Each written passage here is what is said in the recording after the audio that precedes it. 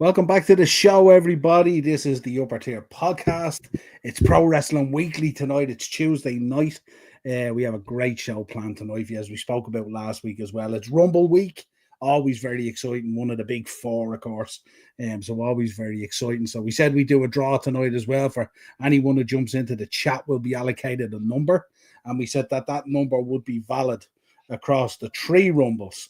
So that number would be valid for the men's, it would be valid for the women's, and also be valid for the local rumble. So if you come up trumps in any of those three with your number, you're a winner. And we have some t-shirts and baseball caps and all that kind of good stuff to give away. So make sure if you are in the chat tonight that you make sure you get your number. And what we would ask is at the end of the show, when the show finishes, just jump into the comments and just comment with your number that you got.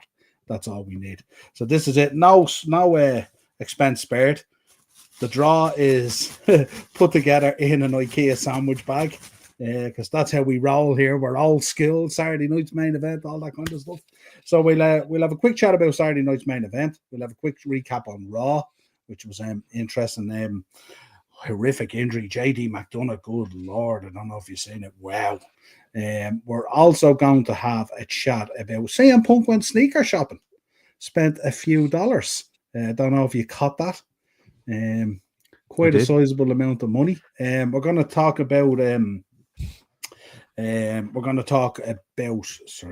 can't remember now where we're talking. We're going to also talk about 2K25 and the various covers and alterations of it and all that kind of stuff. And then the covers look absolutely fab, I have to say. And they've also released some bonus downloadable stuff if you pre-order. I think it's the Wyatt 6 and stuff like that as well. We're going to talk about Jordynne Grace. We kind of predicted it last week, as apparently signed a multi-year contract with WWE. And we're also going to talk about Dakota Kai as well, who unfortunately is out again with a concussion. The girl has no luck at all at the moment in wrestling, unfortunate with the injuries. And we're going to kick off the show tonight before we get into the Raw recap. This day last year, I was winning my way down the motorway in Tampa, heading to the Royal Rumble in Tropicana Field. And this lady made her debut on the night, and what a debut it was. Absolutely phenomenal, but great event and stuff. That lots of people spoke about kind of the noise and the crowd and the acoustics, but we were there at a fabulous time. It was a great night. Tough enough getting into the place and parking and all that kind of stuff. Took a while, but other than that, we had a great night, and it was this day last week. So phenomenal stuff. Wish I was going again this week, to be honest. Love the Rumble. Kenny's in the chat. Big up, Kenny. How are you, my friend? All right, lads. Good to see you. Kenny is heading to WrestleMania this year. Just messaged me on Instagram. Wow. So me and him are going to be having a chat after the show. So really look forward to that. Did he have to sell a kidney or something to get general admission, or? Well, I sold a kidney and I got 5 rows from the back. That's all right, isn't it? Listen, it's all about being there, isn't it? It's all about being absolutely. There. Sean's in, Upper Tier. Your daddy is home. There you go. Oh my God. That's someone who I'd like to see come back into the local Rumble. Good old Sammy D. We'll probably speak about that when we touch it. Yeah, absolutely. Yeah. So we will get onto that. I just want to get a drink of water. You deserve it. I tell you, I do. I have it. Look, you mightn't have noticed I have an eye infection and everything. Sorry, I was half closed. Took one of those. That, but also having to put up with me for an hour and 20. I wouldn't wish that on anyone. Nah, don't undersell yourself. Never undersell yourself. Right, let's start. Overselling. Yeah. Let's start Saturday night's main event.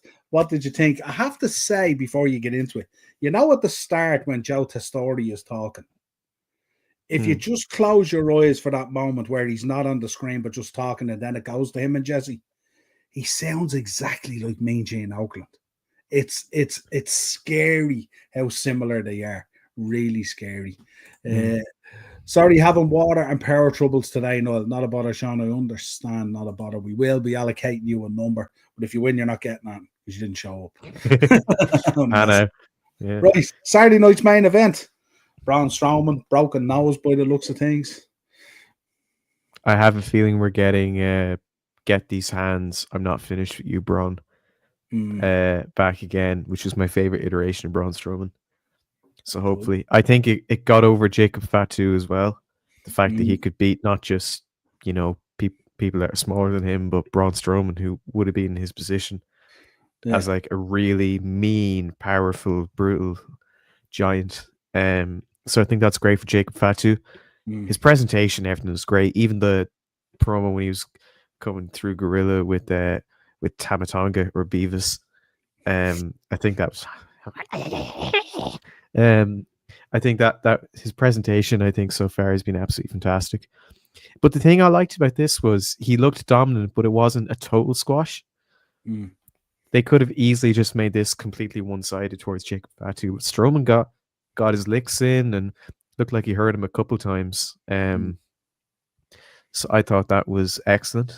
I will say, just to mention Joe Tessitore, because you said him just when we were coming in, I think he's absolutely fantastic. You can tell he has such a genuine respect and admiration for the business. And I remembered him from boxing, but then I'm like, I'm not sure if that will translate, because there's people who sound great commentating one sport, but then when they come over to WWE, they don't sound great. But I'm very happy I was wrong. Yeah, I really do hear the Mean Gene Oakland comparisons, and it's really good. It's and it's really cool that Jesse Ventura can just kind of, glide off him and play around and banter with him. And Joe Tessitore never seems out of place. He never seems nervous or uncomfortable or hesitant. I think he's just an absolute star. And I will say about the Saturday night main event, I've been adamant that it's just like a house show. It's inconsequential. It's boring. I still felt a little bit of that, but I will say overall, I thought this was a much stronger edition than the first one. I didn't get to watch this live because I didn't have water or electricity or heat or light or service, so I caught this the next day. But I was very impressed with what I saw. I think they need to start having title changes and making this seem like something you'd want to watch. Not something you want to watch, but something that could have consequences, something that's canon. I suppose the problem is being so close to the Rumble, and kind of you're coming into Rumble season, which means you're practically on the road to WrestleMania. And the problem is the people that have the belts at the moment are the people who are likely to go into WrestleMania with the belts. So it kind of feels like I think we spoke about it back in November as well, didn't we? That like, if Cody keeps the belt all the way to Mania, it's going to be a bit of a journey to stick with it and stay in there, kind of, Rhea's obviously a little bit fresher because she just won the belt off Liv, kind of thing. And Gunther's kind of in that kind of limbo. I think they're trying to find a dance partner for him that kind of works and stuff like that they can kind of run with. JJ is very good, obviously. He's so over, it's unbelievable. He looked particularly strong in this match. I see a lot of people say, like, when you strip away the yeet in the entrance, he's like pretty shit in ring. And you can see that when you watch his match with Jimmy at Mania, but I think he looked really, really strong in this match. And the funny thing, both boys came out and they said that they admitted to how bad that Mania match was. Like, they didn't gloss over it. So. And it was just so disappointing, really boring and flat. And the crowd, I know people who were there told me the crowd were hot all night, but on night one anyway, the crowd did not come off well at all. They seemed really flat and dead, and it really hurt the show. But that match was terrible. But it's good how they've both recovered and are able to put it behind them. And I think they've both been really good ever since. So when you're talking about, they can't really afford to have many or any changes of the titles because we're so close coming into Rumble and WrestleMania. Do we do them more frequently? Do we do them just for pay-per-views that aren't like the big four? Do we do them for every pay-per-view weekend? Do we? I don't know. Well, see, I suppose when you listen to when you look at the documentary on the background of 40, you hear Triple H saying, we had the plan in place from October, remember? And then they had to pivot, but we had the plan in place from October. So a lot of the groundwork to this is already laid down. So you wouldn't expect a huge amount of changes, but I think it's valid what you said. If you want this to be accepted again, Saturday night's main event, they have to give us something in it. It can't be just another episode of Raw or SmackDown with a different banner. If you wanted to feel like a big event kind of thing, you need to put something in there. Now, listen, we got Jacob taking out Braun, kind of, and obviously Sheamus and Braun Breaker as well was excellent as well. Sheamus absolutely distraught that he didn't win the belt. The others were kind of a given, but it was interesting as well that the contract signing thing, the thing with Shawn Michaels. And what a beautiful super kick. And Kevin Owens, Yeah. what a seller as well. And I don't know if you're saying Bully Ray's tweet on it. Bully Ray put out a tweet. He goes, look at that. Kevin Owens taken out with a single super kick. Didn't need two of them. Didn't need three of them. Yeah. Didn't need four of them. It's just a simple super kick. And it was cool. And listen, we know where he was going with it. It was so obvious, you know. So, yeah, but it was good. It was kind of cool. Yeah, but the thing about this is, as you say, like no title changes, but it gets me interested in watching the next episode of Raw and SmackDown, and more importantly, the Royal Rumble on Saturday and the local Rumble, but in this case, the Royal Rumble. And that's the whole point of it. If you can leave this show or any WWE show, good, bad, or ugly, and say, I'm kind of interested to see where this goes, or I can't wait to watch it next week, then that's it. Yeah. They've caught you. And I think these Saturday night main events are going to get much better. This is only the second edition they've done of it, like of this new reboot of it, and I enjoyed it far more than the second one. They had the ad breaks, but they didn't have the jingle that drove me fucking lula. I was talking about last week, but it was really, really good. So hopefully by the time we do the next one, it won't be as late. And we may even get some more action on it.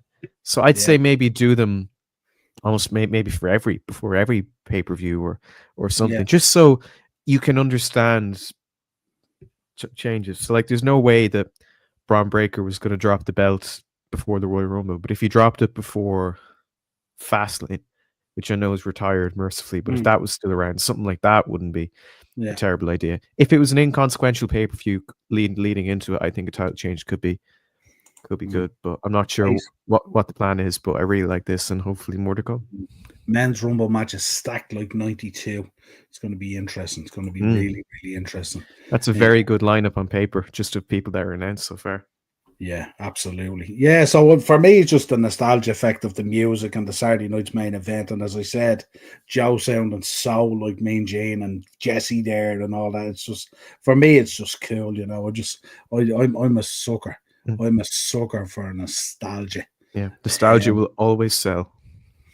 Yeah, Ian, I'm going to get you on next week because I want you to review. I'm going to get you to review the Royal Rumble with me because I only have an hour tonight because my good wife today got laser eye surgery.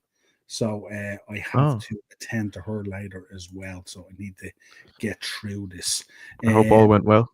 It did. It went very well. Came home and her vision was unbelievable. She's wore contact lenses and glasses all her life. And but it was a different gravy. Wow. Right, let's get into Raw and we'll talk about the 2K covers and all that kind of stuff. Again, a kind of an indifferent Raw, you know, stuff kind of in there. I did like the stuff with the New Day and the crowd where they were wearing the New Day suck shirts and stuff like that. And all was fun, real fun. And I think you kind of need that dynamic and pivot in there with Xavier and with Kofi. It's kind of really, really needed. You know, we got to touch on obviously the War Raiders defeating Dom and JD, and that bump that JD took was absolutely unbelievable. I literally thought he had broke his neck. It was crazy. Yeah. But we did get a tweet off him later on to say it was a punctured lung and a couple of broken ribs or damaged ribs or something like that. So he's going to be out for a couple of months anyway, and we wish him a speedy recovery. We love JD, especially around these parts.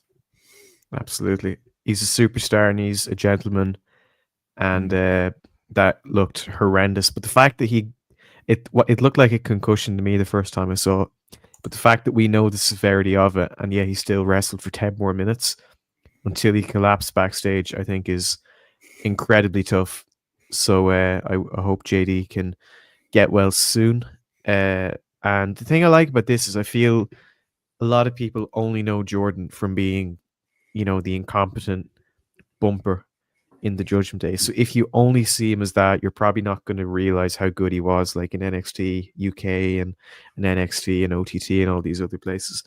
But I think a lot of people have kind of earned respect for Jordan now because they realize that was as severe. Because like you talk about broken ribs sore. A punctured lung could legit fucking kill you. Barely even breathe. And it's just, but you know, those guys, I say it all the time, those guys who grew up around the Hammerlock situation and Bray under Fergal and under Paul and stuff like that, most of those lads are made of different gravy.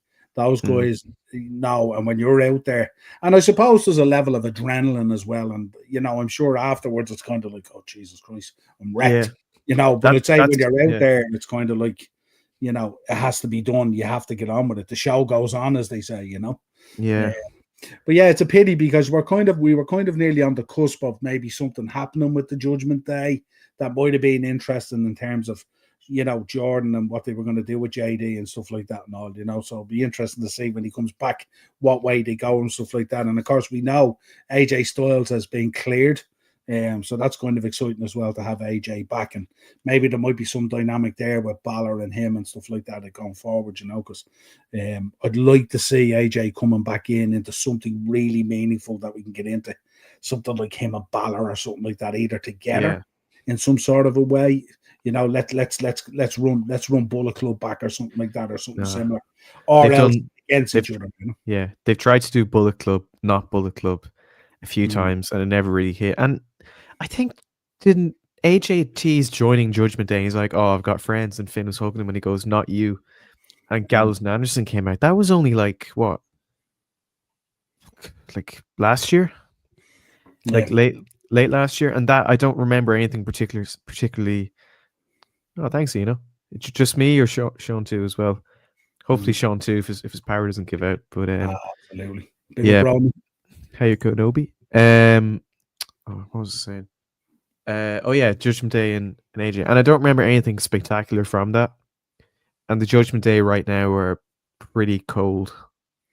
Yeah. So I don't know if we have a fresh AJ throwing him back into that. I'm not sure if that would be a good. And it's not because of the abilities of anyone there.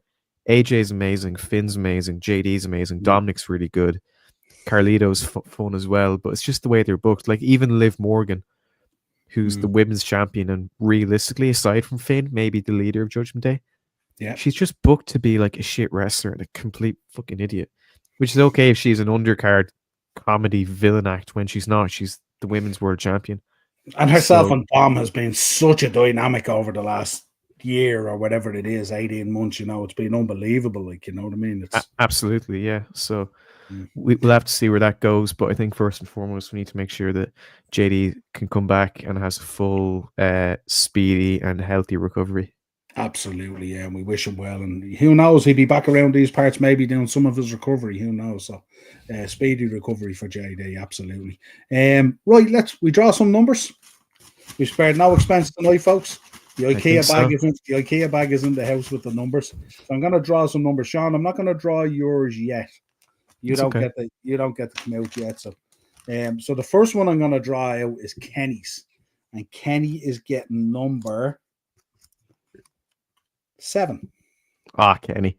Kenny, number 7 for you, buddy. What I would say to everyone as well, and I don't know if you caught it at the start of the show or not, folks, but if you can, after the show, just go into the comments and comment with your number underneath. It saves me having to watch back the show to get the numbers. Next out of the bag, I'm going to give it another shake, actually. Make sure it's all mixed up well and all. Next out is Sean O'Rourke's number. Oh, wow. This reminds me of the old WB days where they'd have the bingo machine with the balls and numbers in it, and you'd see people going in. The King of Crunk.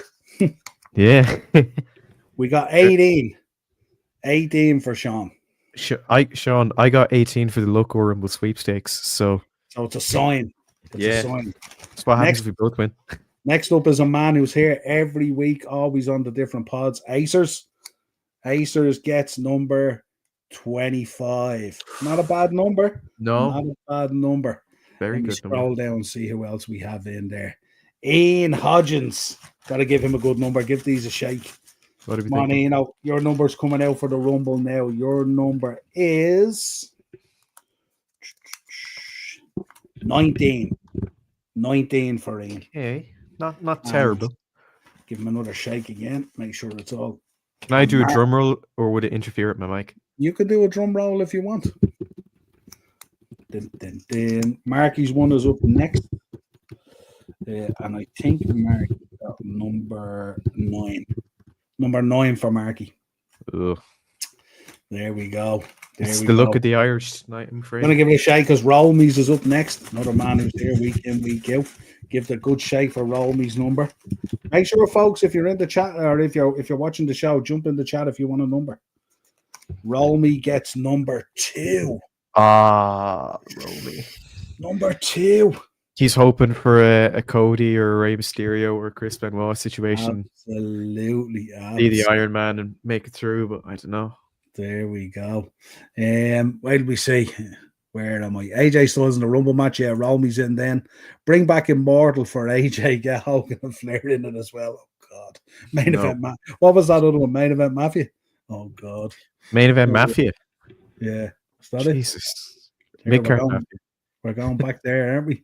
Yeah. All this talk of JD is making me thirsty. Hopefully he is okay after that whiskey move. That was a snap and a half.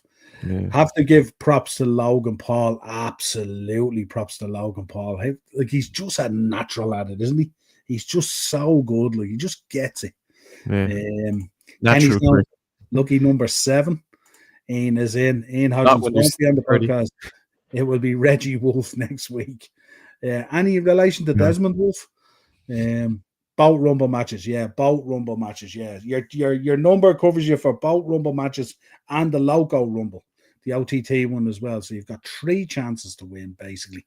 Yeah, Logan Paul was absolutely unbelievable as well. Talk to me about Cody versus CM Punk. That segment was excellent. It was money, wasn't it? Yeah. God, these two were just so good on the mic.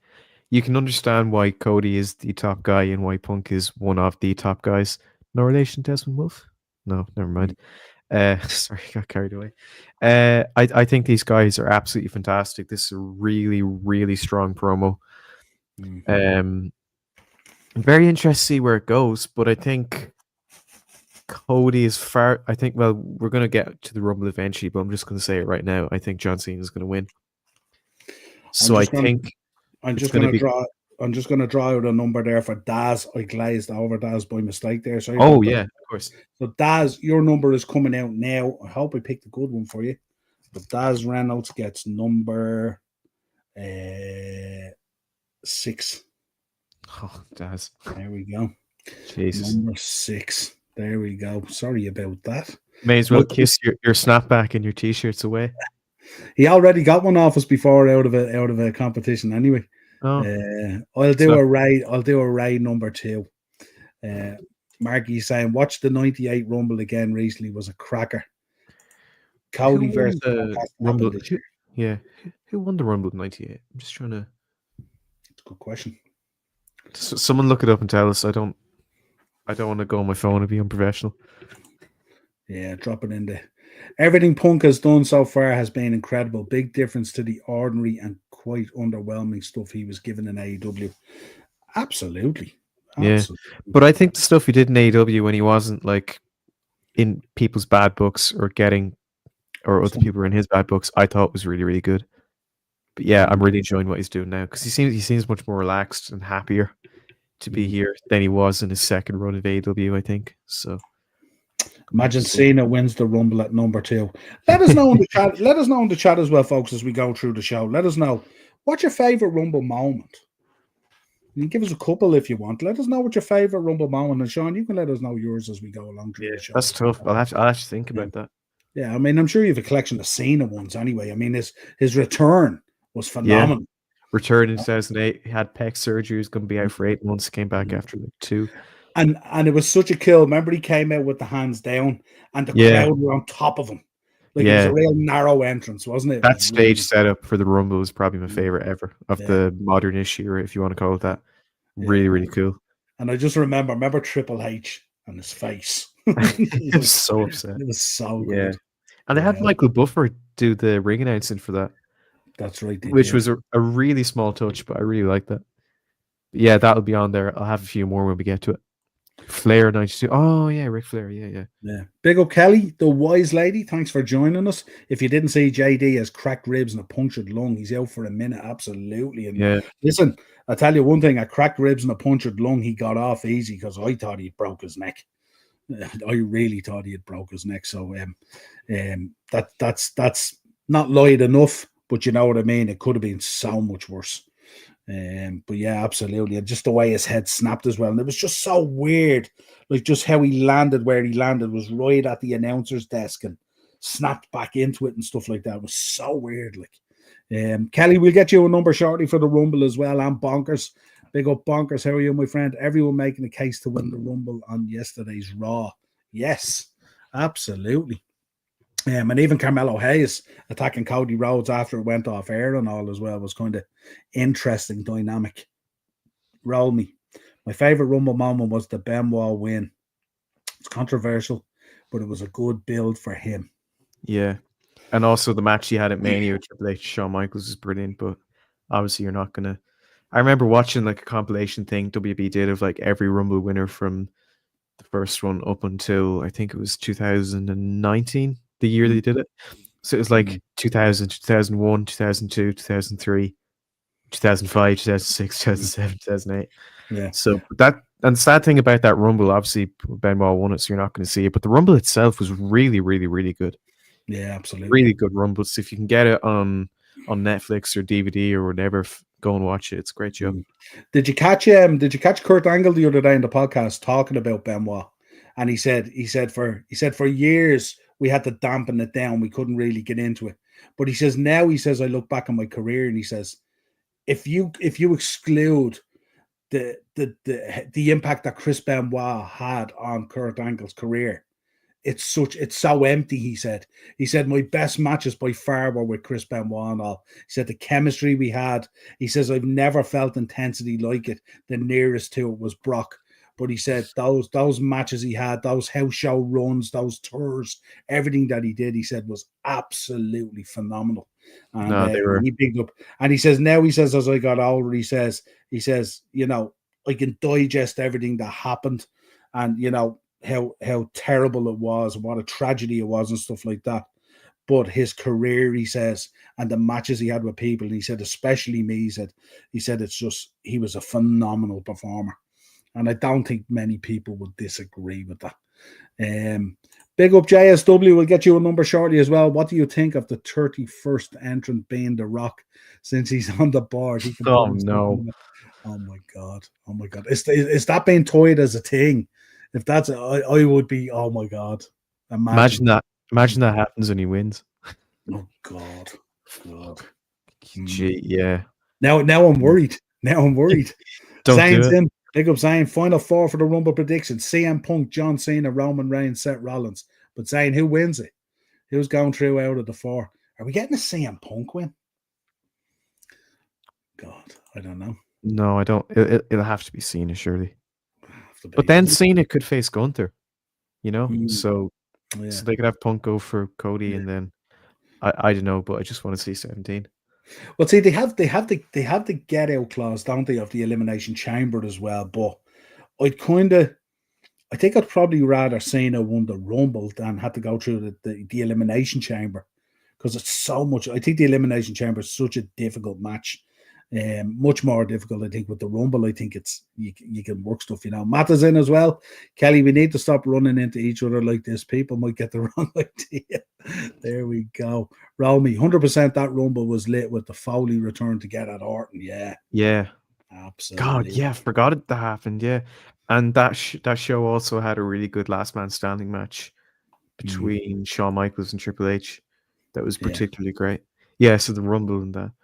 Angle Benoit Rumble 2004 championship match. Yeah. The thing about Benoit, you'll never get people to complain about his in-ring ability. It's just whenever I watch back on those matches, I can still enjoy them. Yeah. For what they were. Because I don't really have the nostalgia, because Chris Benoit was kind of before my time in terms of when he was wrestling, and by the time he'd passed. So I don't have the nostalgia that you or probably a few others in the chat would. But I still feel a bit of, tinge of sadness and awkwardness watching them, and it's a shame because he was such an unbelievable wrestler. He was. But I can go on record. I could say he was one of my favorites back then and stuff like that. That Hard Knocks, isn't it? The Hard Knocks DVD set. Yeah. My God, his rise and the stuff he did in Japan, and the stuff he had to go through in WCW and all that kind of stuff, and to where he got to and all, and just that rise up to winning that world title in that triple threat at 20 is just, and to see him and Eddie in the ring with the belts and the confetti and still, I can't get it straight in my mind anymore. It's just one of the few DVDs I actually don't have and it's because a lot of times like it's in Kex, but it's there in person, and I don't want the shopkeeper to be like, "Oh, you're a wrestling fan, aren't you?" and then talk about Benoit. It might be a bit awkward, but I'm sure I could source it somewhere. Yeah, Romy, we've all kind of forgot a little bit about this, doesn't he? That Heyman owes him a favor as well. That's interesting. I think Punk deserves his Rumble window. I think he certainly deserves a main event WrestleMania spot. He's certainly that. If he gets it through the Rumble, so be it, maybe, you know. My biggest fear at the moment is we're going to get 2 main events at WrestleMania and they're going to be triple threats. And good Lord, apart from a handful of them, they're normally terrible, you know. JSW, Rock versus Roman needs to happen soon because WWE are running out of time. Maybe. Should have happened at 38. I'm going to Vegas and I'm not actually particularly pushed about saying Rock versus Roman. If it happens, great, but I'm not. I can think of stuff. As long as my fat thumbs never type my wife lady, we should be fine. I've got YouTube on my TV too, watching WWE superstars, watching last year's Rumble. Grace and Waller and Truth are killing me. Yeah, Waller. Oh, that was uploaded today, wasn't it? I think I saw it on my page. I didn't. Eliminate James Past being screwed over. Yeah. What year was it? Was it 2009, I think? Where he gets hit with everyone's finisher and then gets eliminated, and Edge is the one who spears him, and he just looks really like.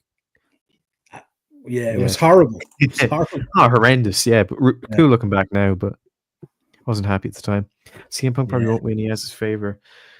What could that favor be, though? Does that have implications for the Rumble, or is it something down the line? Maybe it's if Roman wins the title, his first shot has to be against Punk. Can you imagine if they did something gnarly enough, like, you know, the end days of WCW, where you have David Arquette becoming world champion? Worse than that. You've got Roman and Punk in the ring for the end of the Rumble, and Heyman turns to Roman and says, "Eliminate yourself," and he just throws himself over the top rope. Finger poke of doom shit. Oh, can you imagine? Oh, good Lord. I think the crowd would become Philly from the Rumble in 2014 if that happened. Absolutely. God. Yeah, 100%. Where are we? Dave's dad. I always wanted Eddie to win a Royal Rumble. Yeah. Well, funny enough, actually, because when the Benoit stuff happened, if you look at the WWE side at that stage, when they took Benoit out of winning that 04 Rumble, they actually declared Eddie Guerrero the winner of it. Oh, really? The WWE website, yeah, it was crazy. Where did Eddie finish in that Rumble? Because he had to have been final 4, 3, final 2 or something. I presume maybe Benoit eliminated him or something like that. So. Maybe they showed Benoit like going over the top rope on another show and then cut to Eddie. Yeah, Benoit backstage with Evolution in Rumble 2004. Flair classic lines, brass ring to be the man. Yeah. He was here earlier. He was here. Roman Reigns versus CM Punk, night 1 main event. For a title? Interesting. Would they really do a non-title main event for Mania? Like, I know they did that with Austin and Kevin Owens, but I don't know if I'd. Maybe we're due an Ula Fala belt, are we? What would that even be? I don't know. Maybe just made up with all the thing around there. An Ula Fala waistband. Imagine. JS, any chance of Brock Lesnar return, do you think? No, I don't think so. Yeah, maybe not. No. Little things are still hanging around, aren't they? Do you see Santino with the crown? Santino for the Rumble confirmed. But which Rumble? Yeah. I was there for I was there when he won that Battle Royal at Mania 25. It was shocking. That was bad, wasn't it?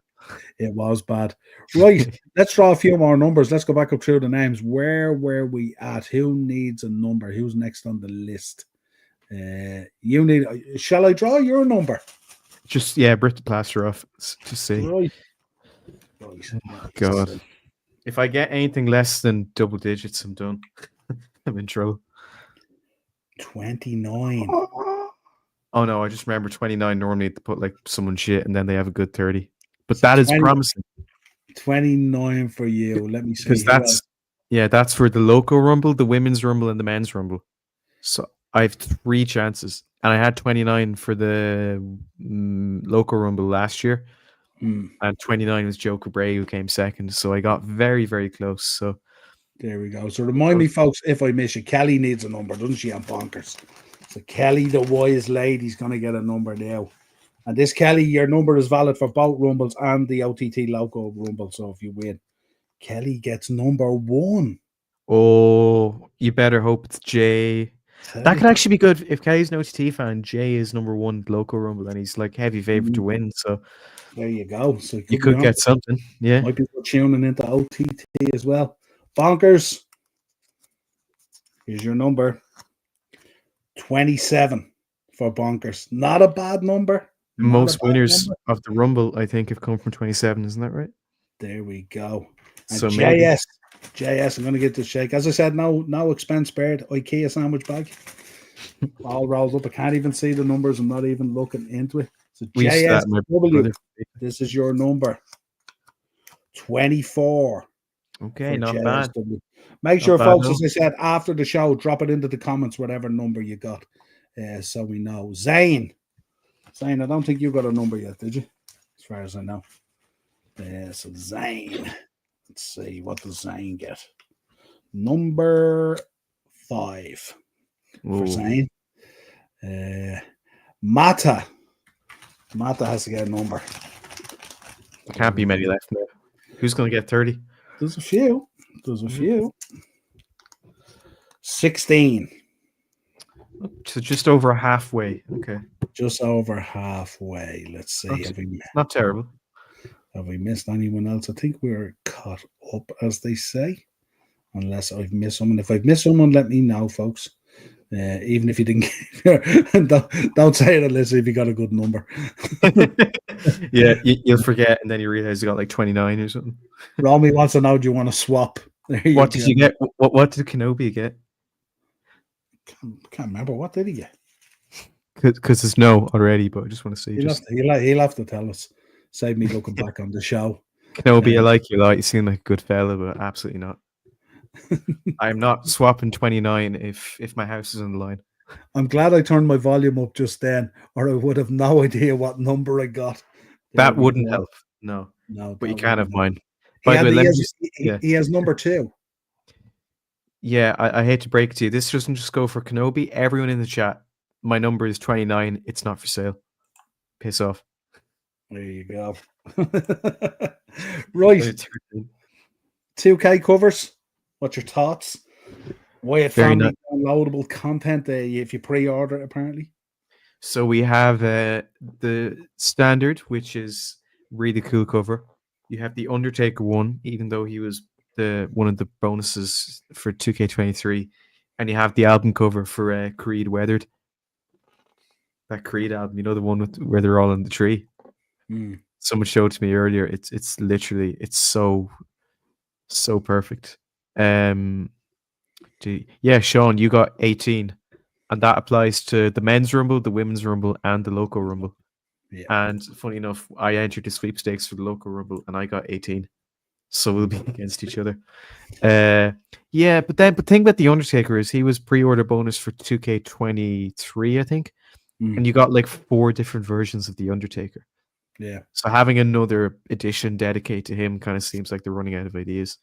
I looked at these 3 games, the different concepts of them and stuff like that today, and you know what really warmed my heart? The fact that the Undertaker one isn't the most expensive one. Is it not? I'm sure he won't be too happy that his is the middle one. So I think the bottom one is like $69.99. I think Taker is $99.99. And I think the Bloodline one is $129.99. Shit. That's dollars, by the way, in the States, folks. I'm not sure what it translates to over because here. I think the Bloodline one is the deluxe one plus a bunch of other stuff. But I think the only one you can buy physically is the standard one. Yeah. The one just running at the bottom. And I think you get the White 6, don't you, if you do the pre-order option? Yeah, that's right. You get the pre-order for the White 6. And we'll probably get more packs throughout the year. So people like maybe Penta, if we're really going there, maybe a TNA pack. Wouldn't that be something? Yeah, I thought the Roman one with the Bloodline is cool, isn't it? Yeah. And they've confirmed that Underground matches is going to be in there. So like the Raw Underground, NXT Underground. They've teased chain wrestling is going to come back. They had that in 2K15, which is good for a bit of realism. I think they've teased that intergender matches are going to be a thing that you can do again, which used to be great fun. Used to love a bit of Great Khali versus Mickey James on SmackDown versus Raw 2007. So like you could play as Rhea and beat up Dominic or someone like that. I think that could be a lot of fun. But no, this looks good. My only regret is there's a really cool part of the trailer where you get to explore a place called the Island of Relevancy. From what I can tell, it seems like in the old NBA 2K games, there's like a city that you can roam and live around.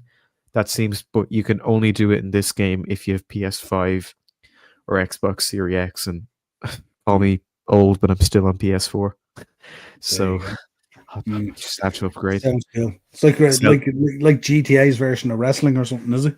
Yeah, I might have to sell that kidney after all just to get the PS5. But I don't know. I have to see, but I'll definitely get the game. Absolutely. Sounds cool. Yeah, I'm not a gamer at all. I mean, I used to, when it became too many fingers and stuff like that, it didn't interest me. I love the arcade mode of games and stuff like that, and also. Yeah. Once I have to start using nearly all the fingers and everything else and all, then it doesn't do it for me. Basically, it doesn't work for you, brother. Yeah, 2K add nails as DLC or on Riot. Jesus, just create them yourself. Yeah, the thing about these games is if there's anyone who's not in the game for whatever reason, they're on community creations, so you could get nails. Absolutely, get anyone you want. I remember in 2K19, there someone made a bunch of OTT calls. Yeah. So like someone had Jordan Devlin, Martina, the Kings in North, LJ Cleary. I remember I made all the lads from the flats, Paddy Martin and Worky. So the creativity and the imaginations of everyone in this game is unbelievable. But I'm being dead serious when I say that. I was watching Saturday night's main event. Less than 24 hours later, Saturday night main event arena was up. If someone gets new ring gear, they're on it. If someone changes their haircut, they're on it. If an entrance changes, they're on it. If an arena changes or a new belt or anything, the community creations are on it. So I'm really looking forward to seeing what they come up with this year. I was tempted to go on my right as a temporary. Yeah. There you go. Well, I suppose. Should we disagree? There you go. roll me one Kenobi. I love the name Genius. Absolutely. 100%. Always gives me a chuckle, but it's not funny enough to trade my Rumble number with his, so forget about it. There you go. Right. Someone went sneaker shopping, dropped a wedge. Like $3,500 nearly or something he dropped on three pairs of what we call runners around here. They call sneakers over there. Yeah. The bottom pair obviously was the big one. That was over $2,500 or something like that, something crazy. But I seen the video of it, so it was pretty cool. But LCM Punk likes his sneakers. A couple of grand there gone out, you know. Yes, but the Air Jordan especially he had to buy for Michael Jordan. Now I don't really watch the sneaker club, but I wonder if anyone's done this, like done the interview and bought the shoes, and then the guy at the counter says, "All right, that'll be $3,000," and they're just like piss off and they leave. Now there's a store when you go to the outlets in Florida. They have a store in each of the premium outlets, and when you go in, the runners are all shrink wrapped in plastic, so you can't put your hands on them. Oh, you can pick them up, but you can't mold them, so they're properly like shrink wrapped. And they're big, some of them. Yeah. But when you bring it to the counter and they say $3,000, has anyone just said absolutely not? Because if I went to a shop and I got a pair of runners like that and they said, "All right, that would be €3,183," and you'd fucking laugh in their face, wouldn't you? Well, when he said the Punk in the video, if you've seen it, how much it was, Punk kind of paused a little bit, and then he kind of with cameras on, you have to go, "Come on, don't cheap out on me now, CM. Don't cheap out on me now. Yeah. You're earning wedge." CM Punk spending his AEW NDA check. Well, he didn't have to sign an NDA for anything he did, as he says. Larry got a pair of sneakers as well, I bet. Probably the Off-Whites. Yeah, maybe a new set of rims for the buggy. Yeah. Who knows? Yeah, absolutely. Let's talk about this one here. Jordynne Grace has officially signed a multi-year deal with WWE according to Fightful Select. No surprise here. We kind of knew it coming out of the Genesis pay-per-view and the way it was all handled that this was going to be the case. What way do you see them going with her? If you were I could see them maybe going the same route they go with Jade Cargill. show her off as an exhibition, and even though she doesn't need it, put her with someone who's less experienced than her but more popular in WWE. But realistically, I think what they should do is maybe put her in NXT just so she can like get experience and everything, and then move up to the main roster. But she's a really, really good wrestler. I think with Charlotte Flair coming back and Becky possibly coming back and everyone else, there's a lot of very interesting matchups that she could have. Yeah, so there isn't too much to say about that. It's all good, but I can't say the same about Dakota Kai. Now, I don't want to say relief, but the only positive thing to take from this is that a concussion needs a little bit of time off.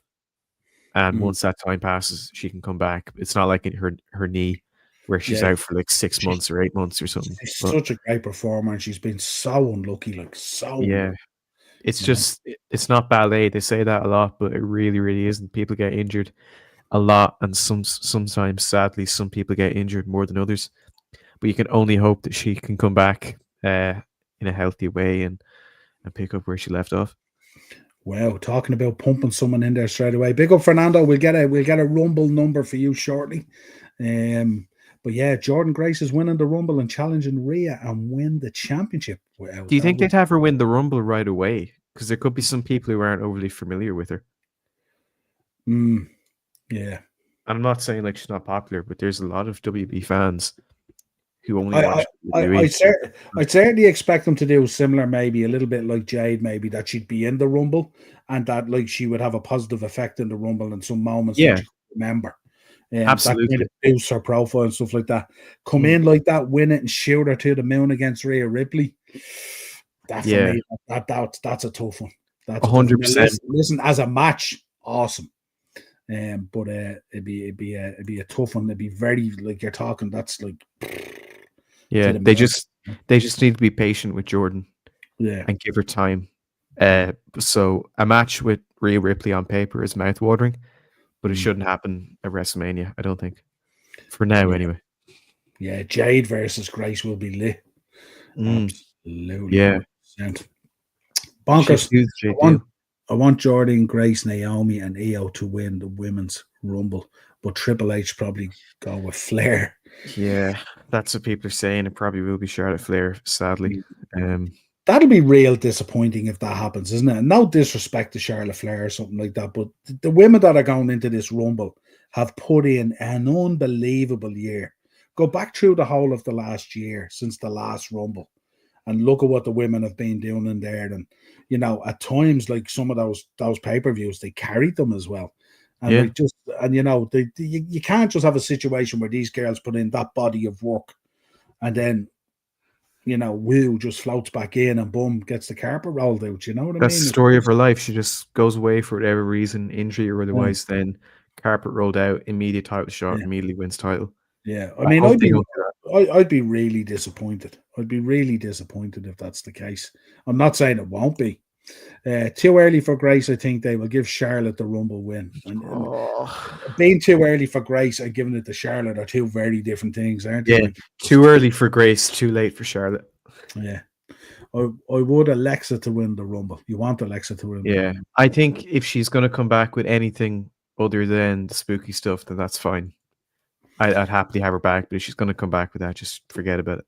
But there's also speculation she's going to be involved in the White Six at some point or another, so I'm not sure what's going to... The second woman to enter the men's. There we go, folks. Kelly's in. A bit of trivia for you. Who is the second woman to enter the men's Royal Rumble? I'm just trying to think off the top of my head. I know Karma was in there in 2000 and... Was it 2012, wasn't it? It was the year all the commentators were in there. Michael Cole's in there, then danced around, and then Karma came out. So Karma and Nia Jax was in 2019. There's got to be more, though, I think. I'm not sure, though. Probably thinking. Did Rhea Ripley? No. She just attacked someone on the way, didn't she, last year? Charlotte, not a shocker to win. Yeah, and the thing with Charlotte, like she's done everything. Aside from maybe Jordynne Grace when she's built up enough. There's no dream matches. There's nothing for her to accomplish. And she's not even like, you know, fun to dislike the way that we feel about Dominic or the New Day, or maybe to a certain degree at some stage John Cena. She's just unlikable. Not someone that you want. It's not that you don't you want to see them so they can lose and get beaten up. You just don't want to see her. And no amount of time away is going to do that. Is going to Beth change that Phoenix. for me for Charlotte. Beth Phoenix. I take it then. Beth Phoenix. Yeah. That's the second one, yeah. Lovely, an absolutely stellar woman as well. I met her in the shop and we had a great chat and all. We were talking about so weird. Came in with Cup, didn't she? Yeah, she came in. Yeah, she came in with Edge. Always be Edge. And you know something? We spoke about Vikings, we spoke about acting, we spoke about Irish weather, we spoke about them both being Hall of Famers. We spoke about thank God she eliminated Callie. We actually spoke. I actually had a detailed conversation with Beth about how she balances the wrestling lifestyle and being on the road with the family lifestyle and the kids. And we had a great chat because obviously we're both parents. And we were talking about that dynamic and stuff like that. We barely even mentioned wrestling. It was great. Yeah. And they were there for like the guts of an hour, 40, 50 minutes. And I think the only thing we mentioned wrestling was I had a couple of retro Edge shirts in the shop that WWE had re-released. And apparently they hadn't contacted Edge for the royalties to let them know that the re-releases of the retro shirts had gone out. You know, the crowd really and all that. Yeah, the great ones. Yeah, and there was a couple of others now, and he was shocked when he seen them in the shop. And I said, yeah, they've just re-released a bunch of them and stuff like that. And all, and he was just laughing. He goes, I better get on to them about my check. He says, so it was kind of funny that way, you know. I suppose when you're on that level of wealth, you're not waiting on the check to come through the door, so you don't kind of need it, you know. I think, speak to them about something other than wrestling. Not that they don't like it, but they do that all the time. They were just popping in while filming Vikings, so getting to talk about. And it was mad. It was a Thursday evening, and it was a time when we kind of opened up till about 7 or 8 on a Thursday. The late night shopping fallacy that doesn't really exist. And the two of them came in, sat down. It was a horrible night. They were dosed up in rain gear, wax jackets, this kind of stuff, and all. Just sat there and had a lovely conversation for 40 minutes. It was cool. It was like as if a friend of the family popped in. It's really nice, and I'm sure they appreciated it as well. You know. Can you imagine being in town and going, "Oh, the restaurant shop's probably closed. Never mind." Yeah. And they're in there. I would be fuming. Yeah, but they were cool. They were going around the bars in Dublin and all, and they were tweeting from the different bars where they had been and stuff like that and all. So people knew they were around and stuff, you know. So it was pretty cool. And it was cool. 2 Hall of Famers as well. It was really, really cool. But yeah, speedy recovery anyway for Dakota Kai, and good luck with Jordan Grace now, starting out on her WWE journey. It's going to be very, very interesting. Such a stacked female roster. Right, will we give Fernando a number? I think so. Is there anyone left after Fernando? Yeah, I don't know. We haven't had anyone else that's popped in yet. So if you are listening to the show, this could be the ultimatum. This could be the one. 22. Okay, not too bad. Not too bad at all, Fernando. There we go. Not a bad number. So we've still a few numbers to go there. There's still some key numbers in there and stuff like that as well. So, you know, if there's people listening or watching the show and you want a number, pop in, just drop a comment, whatever it is, and we'll allocate you a number. Right, let's get on to something a bit closer to home. Loco. Yeah, the only thing making this Rumble loco is that 24 people have been announced. I know.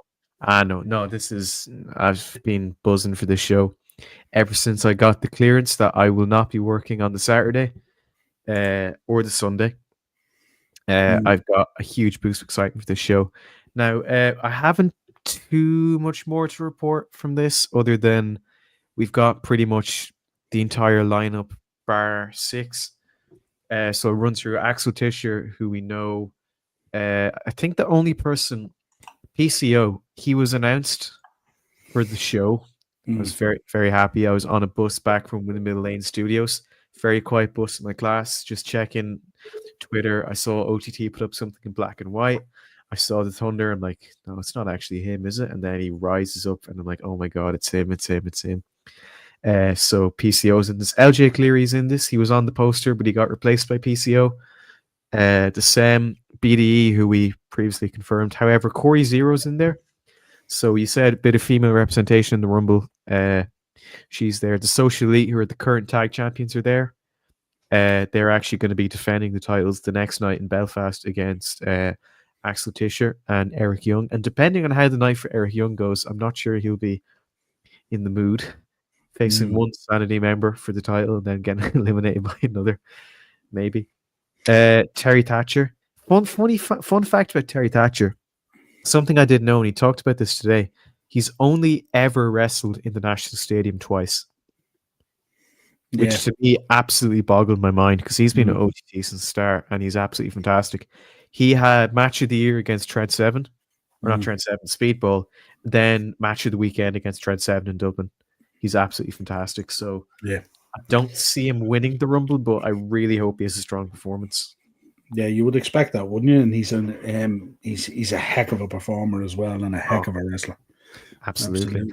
Part of me, they've announced actually for just to go back to PCO. PCO is teaming up with the SEM and a mystery opponent against BDE in Belfast. There's a little part of me hoping that he would have faced Terry Thatcher instead.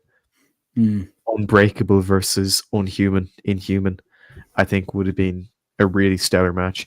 Cian Noonan's there. Some interesting developments between LJ Cleary and Cian Noonan. Cian Noonan was trained by LJ. LJ is like a mentor. They had the match in Dublin, and Cian Noonan rolled up LJ Cleary. LJ Cleary had his foot on the rope. Foxy didn't see it, so Cian Noonan won, and LJ was a bit pissed.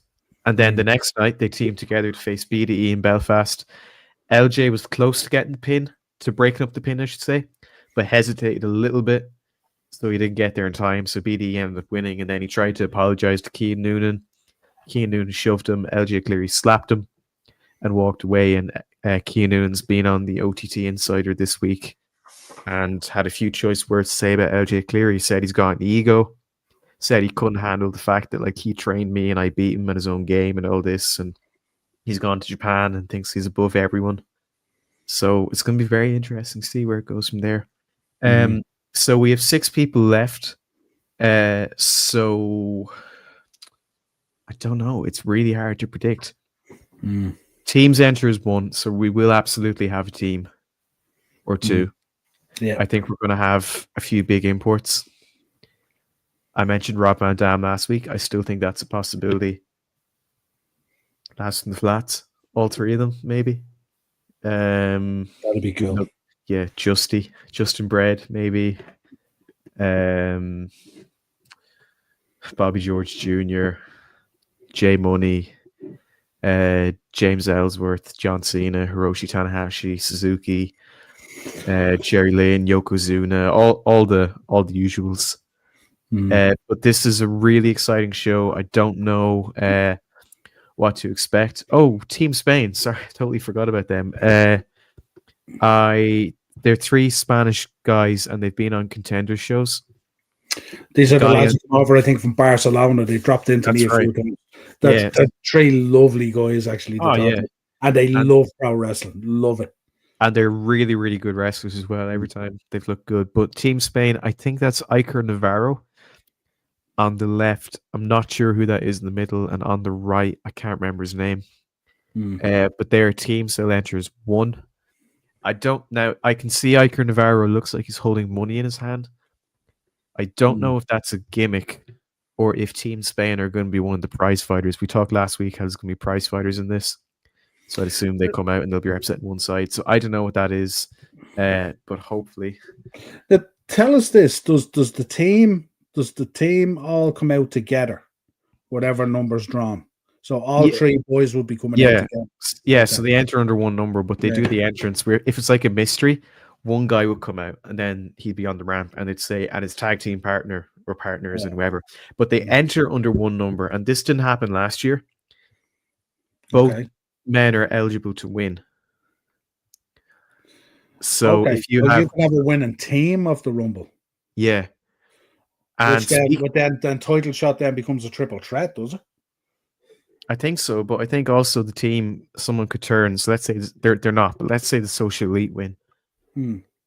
Matthew Smith could throw out Sean Guinness and become the champion. But speaking of the tag teams, then they have their hands full because we mentioned 2nd and 3rd get a title shot together. They could either decide to be in a triple threat against each other, or they can decide to team up and go for the OTT tag titles. And when you look at everyone in this, can you just imagine some of the teams that could come out from this? Yeah, interesting. Now, I will say, if I was in this, and I'm not, if I was a wrestler's mind, the goal is to win. The goal is to get number one, and number one's a title shot. So if I'm going for an OTT title shot and I don't get one, I wouldn't be happy with a tag title shot. And Terry Thatcher himself said, "I've been in so many random tag teams, I fucking flat out refuse to join another one. So I'm going to win it." Yeah, and it's a big prize on the line. Your main event in Scrapomania, aren't you? So. Absolutely, yeah. Main event in Scrapomania on the 3rd of May in the National Stadium. We may or may not get some information about that. That's 3 months away, so I assume so. So, of the people you know in there now, who are you going with at the moment with what you know? With what I know, I mean, it's kind of pretty tough to look past Jay, because he's had an absolutely stellar year. He's declared himself as number one, and if number one, it's a shite position to be in if you're in a Rumble match, because you literally have to go until the end, and you know how long those matches can be. But I think if there's anyone in here who can do that, it's absolutely Jay. But I could also be cool. Won last year's. Could do 2 in a row. Trent Seven, former OTT champion. LJ Cleary has said he's done everything in OTT apart from winning the world title. It's an extremely high level of competition in this. Absolutely. I mean, former WB, NXT, and TNA champions Axel Tischer, former TNA Digital Media champion PCO, but a man who's also been in the WWE, ECW, WCW, TNA even before he was PCO. You have the Social Elite, who are the best team in Europe and the current tag team champions. Robbie X, who just signed with Bullet Club. Golden Boy Santos, who is probably like one of the best guys that is going right now. Luke Jacobs, who's a phenomenal wrestler as well. Grado, not that he's going to win, just lovely to have him. Cara Noir, who was an absolute stud last year. He had a match with Effie at GCW in London, which didn't get very well received because a certain spot involving an egg. If you've seen it, you know. I wouldn't seek out looking for it. It's pretty gross. But then there's also Limo, and I know me and Sean talk about him. He just got a title shot against Damo at the Christmas show, which he lost, but he was very close. And he, just like Jay, he also had a really good year. Teamed up with the lads, beat Scotty Davis clean as a whistle in the National Stadium. Beat Omari and Kuro, Omari being a former OTT world champion in Triple Threat, to get that match with Scotty Davis. There's a lot of people here, but I think if I had to put my money on someone, it's going to have to be, out of everyone here at least, it has to be Jay, surely. It's interesting you say that, because the interest. I was talking to Darren today about this Loco Rumble, and his thoughts was like bonkers there. Surely Moose is gonna just wipe out everyone, you know. Yeah. But this is high level stuff. Looking at it down through it. So are you picking anyone from what you see there right now? Can you give me one? I think I'll do regulars, and then I'll do imports. I think out of the regulars, I can't see anyone other than Jay. And I think out of imports, I'd say either Moose, Trent Seven, or I think PCO. He was on that GCW show for a Rumble, and he won that Rumble, and he was number 30, but still, it's on record, so I could see either of them winning, but I think it has to be. It should be Jay. I think Jay deserves, out of everyone here, I think Jay deserves it out of everyone. And Limo's had a great year as well. Limo's had a great year as well, yeah, and I've no doubt that he's going to be world champion at some point. But the thing is, like, look at the talent in this. How the hell do you even dream? And I think Limo came in pretty early in last year's Rumble, and he lasted right up until the final, like, 6th. So I think he can do very well in this Rumble, and that alone could be really beneficial to him. But as we say, it's not just the winner that gets something. Second and third. So even if he gets second or third, that's a really, really good spot for him. You kind of look at it and you think it's going to need a team to take Moose out, isn't it? Yeah. You're not singly, you're not going to take him out too handy, you know? And even then, I don't know, because that lad is as tough as stale Weetabix. Yeah, I could see him. I could see him launching the likes of Grado, and Grado landing in the 5th or 6th round. I really hope not. Yeah, actually, I think what they've done for the Rumble, and it could lead to more brutal eliminations. Normally, the National Stadium is 3 rows of ringside. This time, there's only 2. And part of me thinks the reason that is for more space for Grado to go, or whoever to go out to take flight. But I think the worst elimination in terms of the most brutal. How could you look at this and see anyone but PCO? I think he will take a spike bump from the top rope onto the concrete, and then get up, bury the inconvenience, and leave and go to the merch table and then get back to the hotel. But we'll have to see. But it's a really, really good card. I think lineup wise, I think this exceeds the lineup of what's been announced so far. I think this exceeds the local Rumble, the first one they did by a mile. Have you heard anything? Are they gonna announce the rest of the lineup beforehand, or are they gonna keep some surprises back? I think they're gonna have to keep some surprises. Because 24 out of 30 is a lot, and when a lot of these people could have been surprised if they weren't announced. Yeah, like Dijak or Grado or PCO or Moose or anyone could have been a big shock.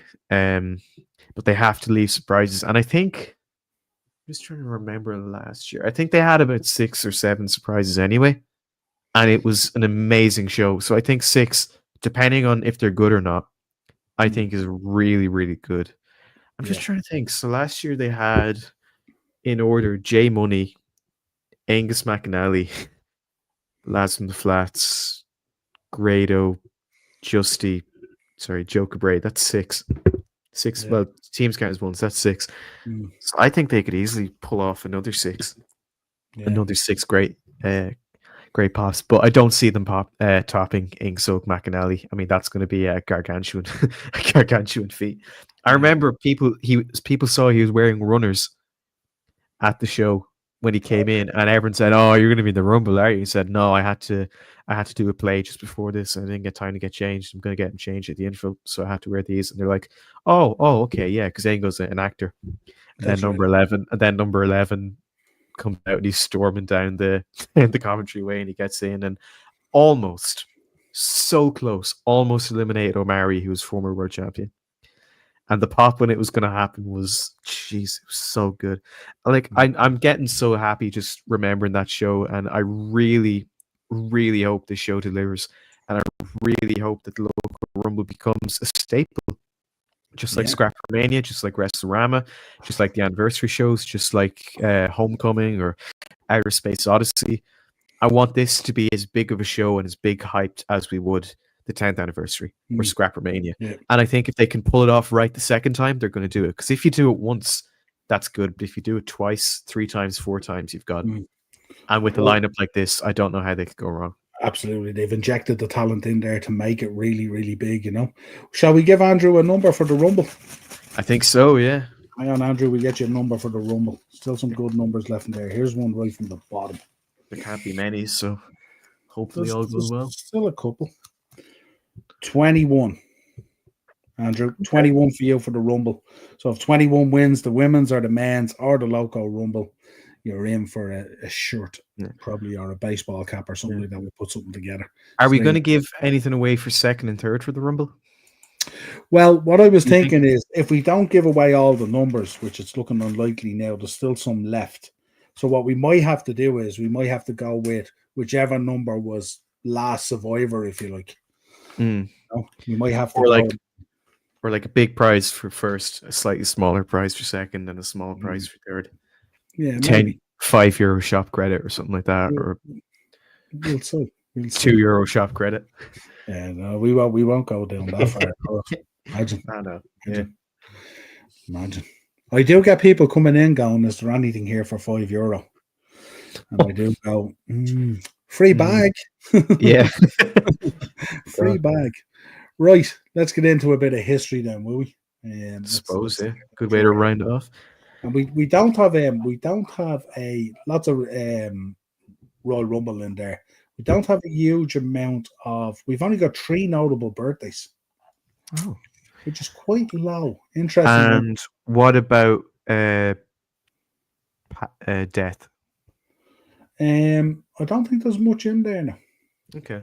There's one significant one, which we have to mention, unfortunately. Oh, jeez. Okay. But we start off 1981. Roddy Piper beat Ric Flair to win the NWA United States Heavyweight Championship in Raleigh, North Carolina. Imagine Ric Flair doing the job for Piper in Raleigh, North Carolina. A lot of convincing, I'd imagine. And we're keeping with the theme of this week as well. 1990, in an installment of Saturday Night's Main Event taped on January the 3rd, Hulk Hogan and the Ultimate Warrior defeated Mr. Perfect and the Genius. There we go. I'm rolling them out for you tonight. Yeah. 1993, this is the one I was talking about, one of the biggest wrestling legends of all time in every sense. Andre the Giant passed away as a result of heart failure in Paris, age 46. He was soon named as the first ever inductee into the WWE Hall of Fame, and rightly so. What a legend. Andre Have you seen that documentary they made on him in 2018? Tough, real tough. Absolutely fantastic. Yeah, I put that up there with like Dark Side of the Ring or the Jake the Snake Roberts documentary or any of them. Funny enough, when we were at the Rumble, we went to a karaoke night with Father James Mitchell, in a pub in the middle of nowhere in Celebration in Florida. Sounds like a dream. JR is partial to a bit of karaoke. But while we were there, I got chatting to a lovely lady. She was in her 80s, I'd say. And she used to live 2 doors down from Timmy White. Tim White? Yeah, and she had great stories, and he had given her loads. He had given her loads of memorabilia and signed stuff and all. Yeah. And Andre used to come over all the time and all that kind of stuff and all. Is it bad? Close, you know? Is it bad that when you mentioned Tim White, the first thing that came to my head were the lunchtime suicides? Mr. White, that's not wise. Apparently he actually really enjoyed doing them, and some of them were. Yeah, like I remember some of the footage they had as well when Andre passed away, how upset he was, him and Andre. Like, and listen, everyone knows Andre wasn't the easiest to get along with. And if you got along with him, it was great. But if you didn't, oh my God. Yeah. But yeah, absolutely. Kelly, this is the first Rumble I'm super excited for. I like the Rumble, but it's not one that I've been excited for in the past. But this one, stoked. Yeah, when the Rumble is well built, it's better than Christmas. Honest to God. Yeah, and I think obviously we're wrestling on such an upcycle as well at the moment as well. Naturally, but Matt, I just saw the Del Piero jersey, former Sydney FC legend. There you go. I actually posted a picture today on Twitter. He was with Batistuta today. The two of them, they were doing something, and it was a cool picture to see both legends there as well. Shout out to Batistuta as well. Yeah, what a player. Where are we? 2008. WWE Royal Rumble emanated from Madison Square Garden in New York City. In the Rumble match, John Cena entered at number 30 in a huge surprise after being thought to be out for several months with an injury. He eliminated Triple H for the win. Wow. There you go. We only spoke about it. Was that the pec? He tore his pec, didn't he? So I remember in the "Don't Try This at Home" ads that they used to play, it was John Cena. I tore the pectoral muscle completely off my shoulder. Then Batista dislocated my tailbone, and then then Rey Mysterio. I had surgery 5 times in my left knee. Yeah. And then Batista mumbling about I can even feel it off the bone. It's so good. 2013 WWE Royal Rumble took place from the US Airways Center in Phoenix, Arizona. The main event saw The Rock win the WWE Championship for the first time since 2002. The win ended CM Punk's title reign, which was the longest run since Hulk Hogan's 84 to 88 run. In the Rumble match, John Cena eliminated Ryback for the win. There I really liked that at the time, but looking back, that must have been like pretty bleak, seeing a Rock 2 years in a row. And of course, as we follow on from this, we know that this was a difficult time for CM Punk and the company with Rock and Cena and all this kind of stuff. 2014, CM Punk walked out on WWE before a taping of Raw in Cleveland, Ohio. 2019, the WWE Royal Rumble took place at Chase Field. I just love the name of these stadiums. They're great. Chase Yeah. Field in Phoenix, Arizona. Becky Lynch and Seth Rollins, the power couple, won the women's and men's Royal Rumble matches respectively. Remember the whole power couple thing? Yeah. Horrible. Yeah. 2007, WWE's Royal Rumble took place on the AT&T Center in San Antonio, Texas. The Royal Rumble match itself came down to two Texans, Shawn Michaels and The Undertaker. The two then engaged in a match within the match, as we know this is how it's renowned, the match within the match, that ended up as the longest time the final two alone have spent in a Royal Rumble. Eventually, The Undertaker eliminated Shawn Michaels to win the match. Yeah. I think the last man standing match between John Cena and Umaga saved that. Because that wasn't a very good show. And that Rumble was fun enough, but not great. But God, that last man standing match was just... I think people kind of forgave John Cena for beating him in New Year's resolution that year. Revolution? Because people said that didn't need to happen. And then, God, it was so good. Rest in peace, Umaga. 2018, history was made at the Royal Rumble from the Wells Fargo Center. I was at this one in Philadelphia, Pennsylvania. The event played host to the first ever women's Royal Rumble match that was won by Asuka. Immediately afterwards, UFC legend Ronda Rousey came to the ring to make her WWE debut. If only we knew all we knew. Little known story about that. Asuka won the match and the music was playing, stuff like that, and people were heading out of the stadium. And the next thing, music hit, and everyone ran back in, and it was Ronda Rousey. Yeah. But the place was clearing out big time. Yeah, that men's Rumble might be honestly one of my favorites ever. Shinsuke won.